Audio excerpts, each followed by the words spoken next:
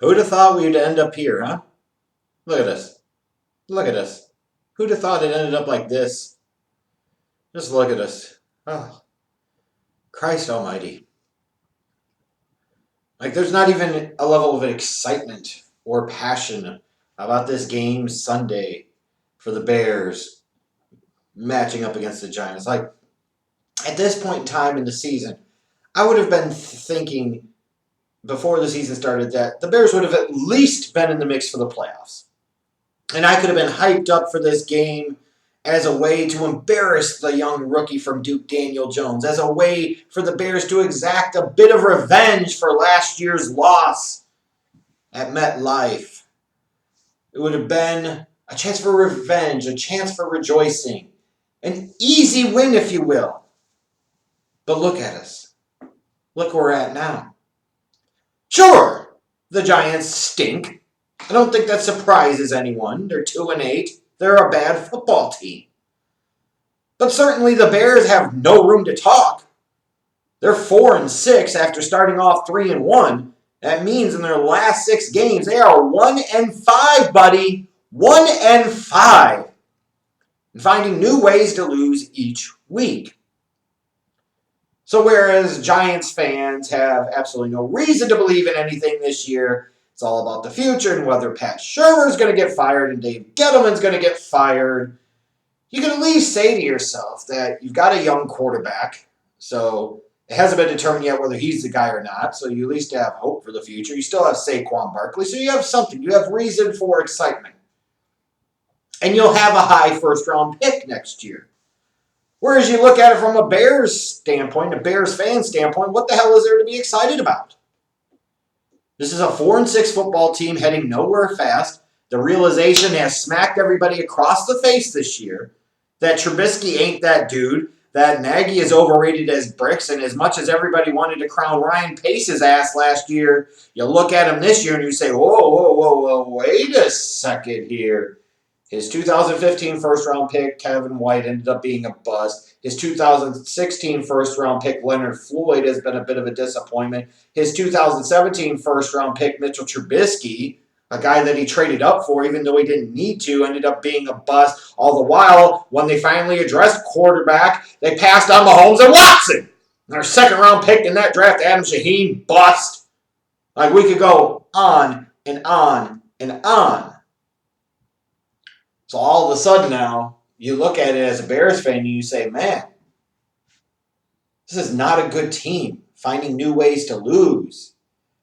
All the expectations, all the hope, all the potential that this season was proposing to have, and none of that is going to come true and none of that's going to come to fruition. And you don't have the first-round pick in next year's draft. And you now know that you don't have a quarterback.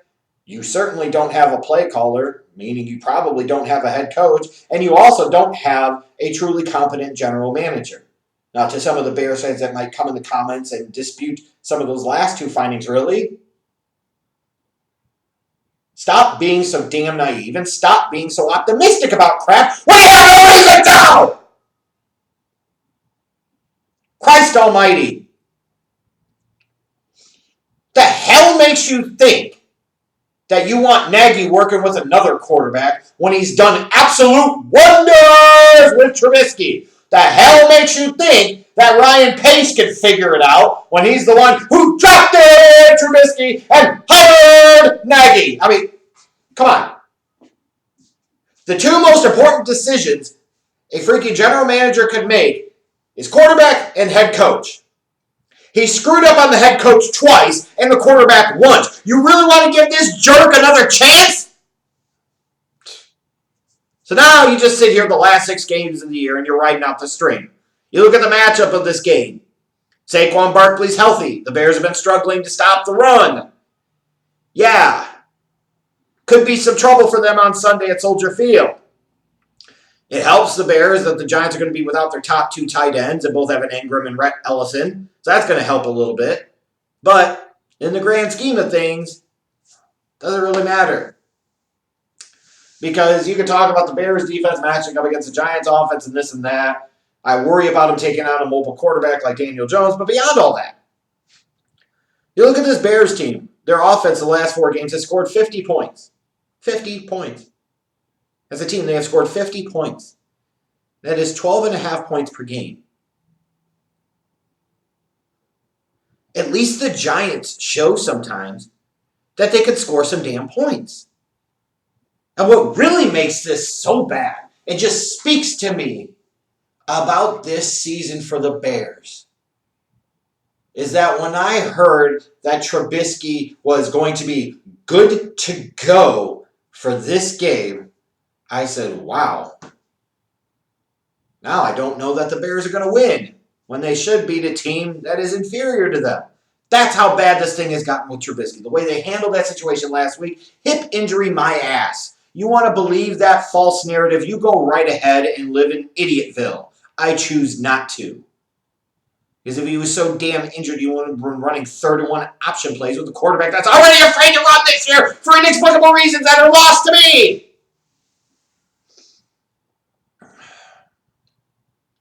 Like, it doesn't even matter anymore.